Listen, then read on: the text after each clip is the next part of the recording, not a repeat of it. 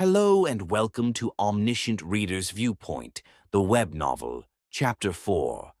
Laughter emerged. I had to clear my eyes and look again to see if it was a lie. The file extension was TXT.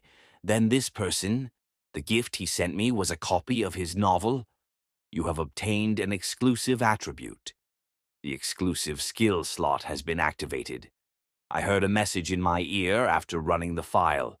It wasn't surprising if the world had changed into Ways of Survival. All survivors of Ways of Survival had exclusive attribute and skills. I quietly said attribute window in my mind. I needed to know the attribute that I received. You can't activate the attribute window. What? I once again tried to call out attribute window, but the result was the same. It was absurd. There was something like this. If I couldn't use the attributes window, I couldn't know what attributes or skills I have. Knowing oneself and one's enemies meant being invincible, but this was a situation where I didn't even know myself, let alone the enemy. After staring into space for a while, I gave up and decided to read the text that the author gave me. Your reading speed has increased due to the effect of the exclusive attribute. I didn't know what the attribute as, but it took me less than a minute to read the first act of Ways of Survival, thanks to the attribute effect. I found it.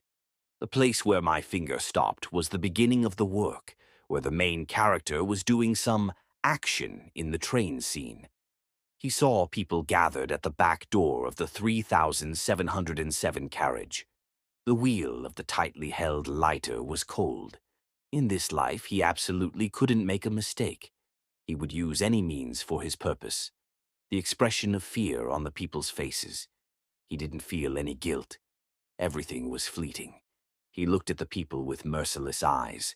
After a while, his fingertips moved and fire rose. Then it all started. A chill went down my spine, and I had to read the passage again and again. The reason for my discomfort was soon revealed. 3707.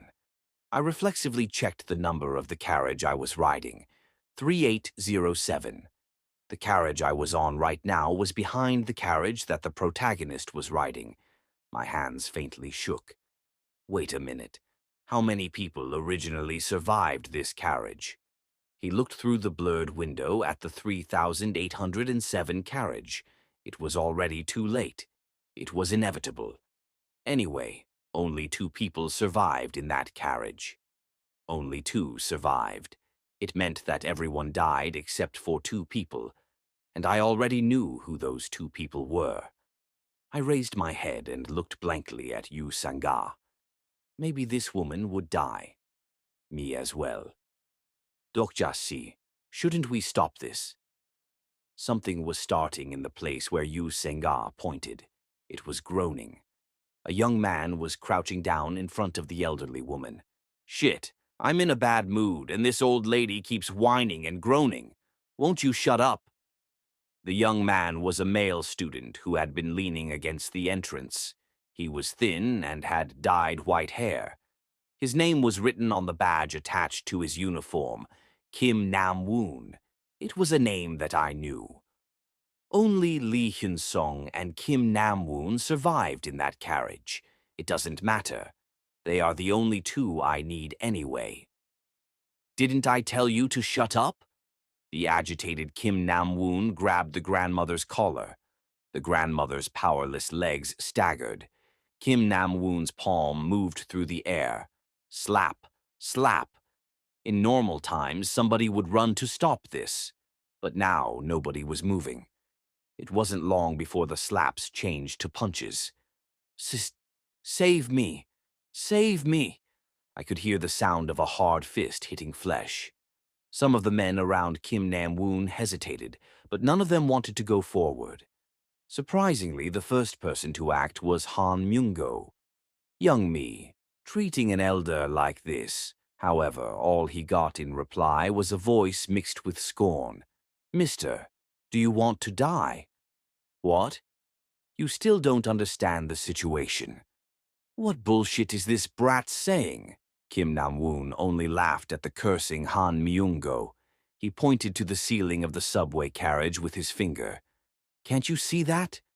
On the ceiling, a holographic screen was playing. Spare me. Ak! Die, die. It wasn't just train carriages or Deepong High School. It was a live video of people dying all over the country. Kim Nam-woon continued speaking. You still don't understand? The army isn't coming to rescue us, and somebody must die. What are you saying? We have to choose a person to die. Han Myung-go wasn't able to answer. The hairs of his exposed wrist were standing up. Of course, I know what you are thinking. You have to kill your fellow countrymen to live. It is something only sons of bitches will do. But you know it is a force beyond our control. Beyond our control. We will die if we don't kill. Who will blame us? Are you going to die in the end because of your morals? That. Think carefully. The world you have known so far has just ended. Han Myung-go's shoulders trembled. It wasn't only Han Myung-go. Cracks were showing in people's eyes. It was a scene where the vague morality was collapsing. Kim Nam-woon put a wedge in that crack. A new world requires new laws. Kim Nam-woon, a young man who adapted to the world of ways of survival the fastest. Kim Nam-woon turned around and resumed punching the grandmother. This time nobody stopped him. Han Myung-go, the other men, even Lee Hyun-sung. The soldier's fists were trembling as he stared into the air with a lost expression. Maybe he had also made a decision. Sigh. It is hard to kill. Are you doing to just watch? Do you want to fall behind? People trembled at Kim Nam-woon's words. Their facial expressions were as easy to read as the sentences in a cheap novel. If there is no killing in 5 minutes, everyone in this carriage will die. People's eyes were changing. If the grandmother doesn't die, we will die in 5 minutes. The most primitive eyes that a living creature could have. Yes, this bastard is right. If we don't do this, everyone will die. The first man rushed towards Kim Nam-woon. He kicked at the old lady who had collapsed and was curled up. Have you forgotten? Someone must die so we can live. Ah, fuck. I don't know. The second and third. The people standing aloof from the grandmother. The cowardly men who had been lingering. The university student filming this with their phone. The mother of the child and Han Myung-go. They all lynched the grandmother, aiming for her death. Die, die quickly. They were like guards cooperating for the death penalty, like the guards pulling the lever at the same time so they couldn't tell who killed the prisoner. These people passively kicked and punched the grandmother, and I was watching all of this. I was standing by like someone watching what happened in another world. The grandmother whose name I didn't know was someone who wasn't meant to live. In the original scenario, the grandmother died. So, it wasn't a sin to observe that death. At that moment, Yu Sanga got up. You will be killed. I reflexively grabbed her. I told you not to move. The arm I was holding was shaking. Yu Sanga made tight fists in an attempt to hide her trembling. I know. Yu Sanga-si will die if you go now. Yu Sanga's eyes were shaking with fear. Even so, I realized it. Despite the genre of the story changing, some people still shone brightly. Yu Sanga-si, sit down. However, the person who could change this story wasn't Yu Sanga. Yu Sanga wasn't the protagonist of this world. Huh? But, do as I say, just this once. I won't interfere after that. After forcibly putting Yu Sanga back in her seat, I took a deep breath and turned around. I straightened my back and shook as I breathed out. I slowly loosened my ankles and wrist. In fact, it was a little early to come forward. This wasn't my plan originally. Dokja-si? I didn't answer her call as I looked at the people intent on assaulting the grandmother. I wasn't still because I was afraid or Kim Nam-woon and the people, nor did I consent to their inhumanity. I was just waiting. It was for the moment I had to move. Thus, Kwang, right now. Ak! What? An explosion filled my ears and the train shook.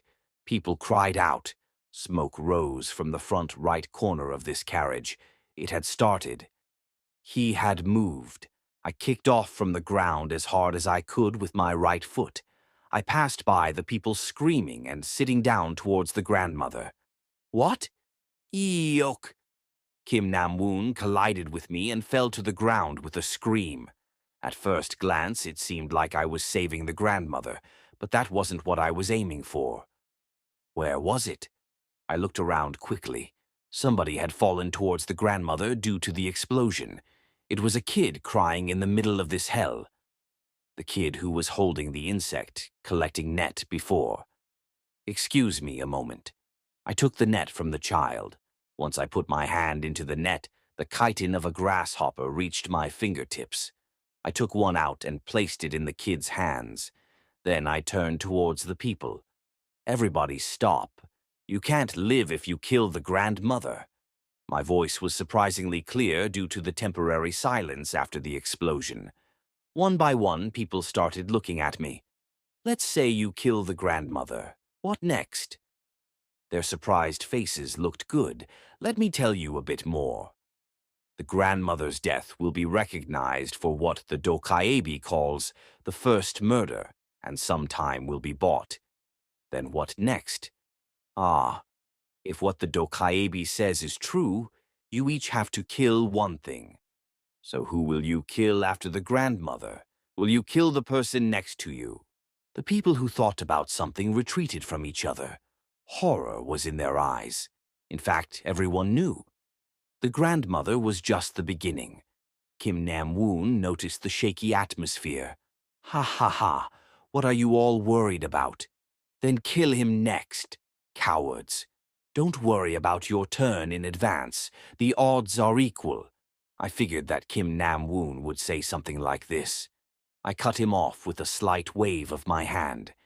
There is no need to gamble like that. There is a way for you to survive, even if you don't become a killer. What? What is it? The people became greatly agitated. Kim Nam-woon's expression distorted.